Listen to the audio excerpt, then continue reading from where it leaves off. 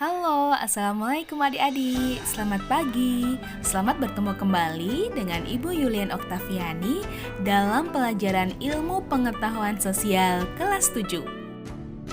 Pada pertemuan kali ini, kita akan melanjutkan materi kita, yaitu tentang letak dan luas Indonesia. Silahkan disimak baik-baik ya.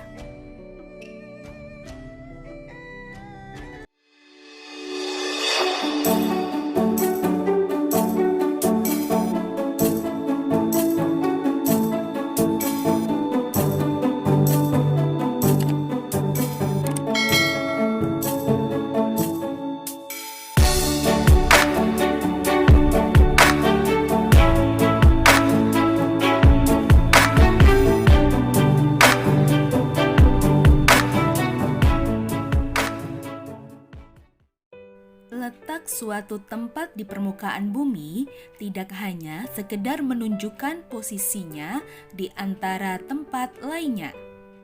Letak suatu tempat menunjukkan pula karakteristik dari tempat tersebut. Sebagai contoh, suatu tempat yang berada di daerah pantai. Daerah pantai memiliki karakteristik yaitu bersuhu tinggi, berupa dataran rendah, dan sebagian masyarakatnya bekerja sebagai nelayan. Letak juga menunjukkan posisi suatu tempat terhadap tempat lainnya.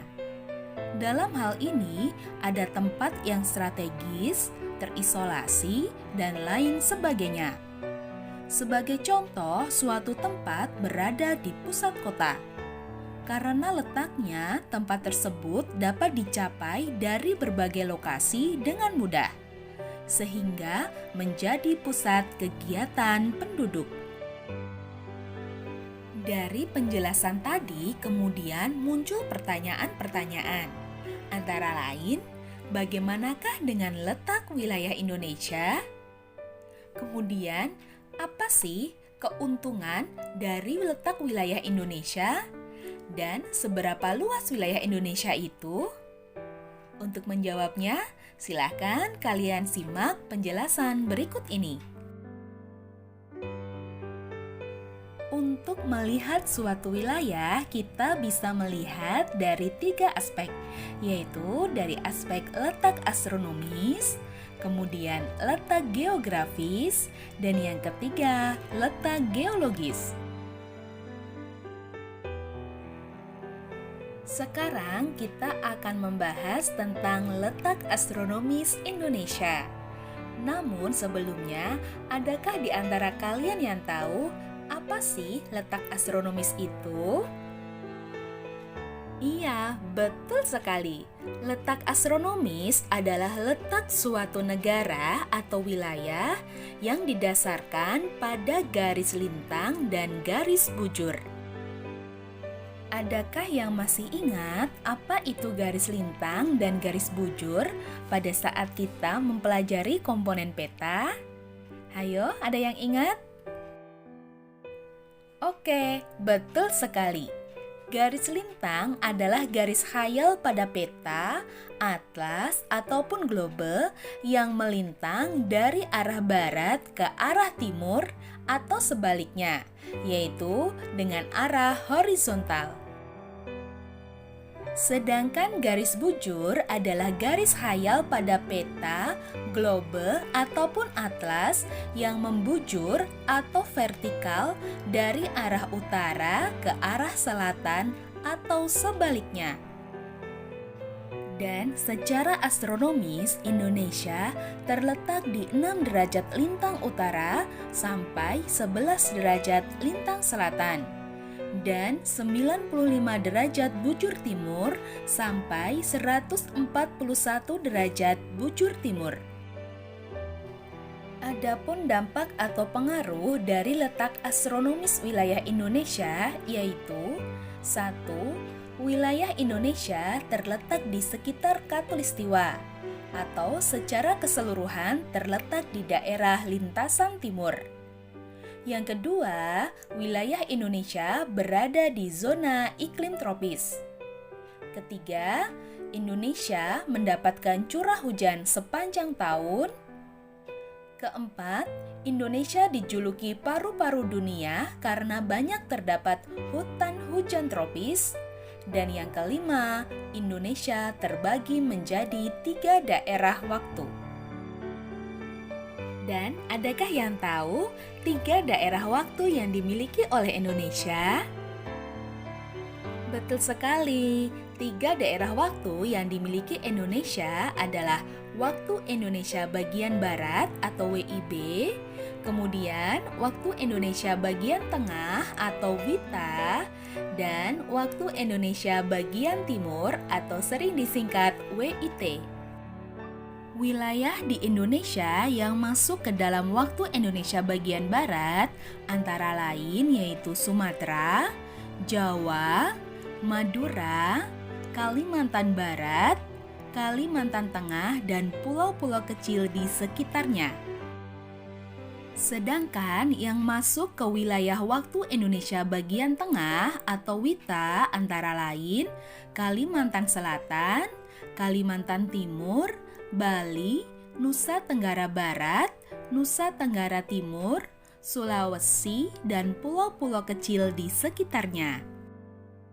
Dan yang masuk ke Waktu Indonesia Bagian Timur meliputi daerah Kepulauan Maluku, Irian, dan pulau-pulau kecil di sekitarnya. Pembahasan yang selanjutnya adalah letak geografis. Ayo, adakah yang tahu apa itu letak geografis? Iya, betul sekali.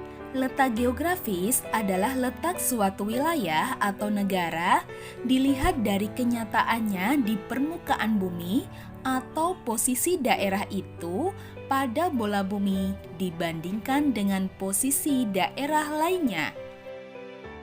Secara geografis, wilayah Indonesia terletak di antara 2 benua dan 2 samudra, yaitu benua Asia dan Australia, serta Samudra Hindia dan Pasifik. Indonesia berbatasan dengan 10 negara tetangga, baik berupa batas darat maupun batas laut. Indonesia berbatasan di darat dengan negara Malaysia, Papua New Guinea, dan Timor Leste.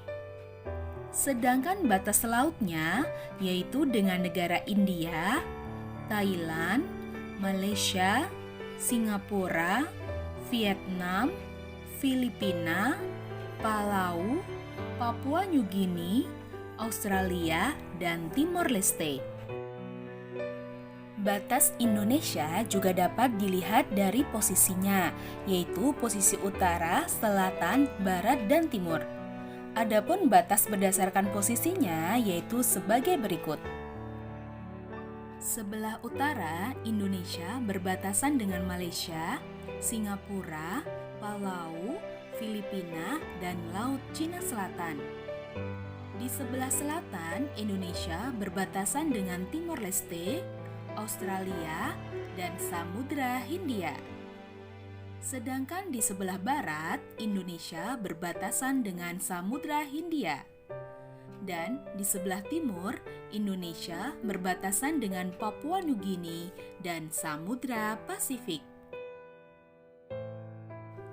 Adapun pengaruh dari letak geografis wilayah Indonesia yaitu dapat dilihat dari 2, yaitu yang pertama pengaruh keadaan alam dan yang kedua pengaruh terhadap penduduk. Pengaruh terhadap keadaan alam yaitu ada 1. Indonesia memiliki iklim tropis yang lembab. Yang kedua, Indonesia dilalui oleh angin muson sehingga di Indonesia hanya memiliki 2 musim, yaitu musim penghujan dan musim kemarau. Dan yang ketiga, letak Indonesia sangat strategis karena merupakan jalur perdagangan internasional, yaitu antara 2 benua dan 2 samudra.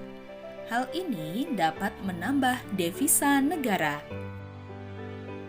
Adapun pengaruh letak geografis terhadap penduduk Indonesia yaitu yang pertama, Indonesia sebagai negara kepulauan memiliki banyak suku sehingga Indonesia kaya akan budaya.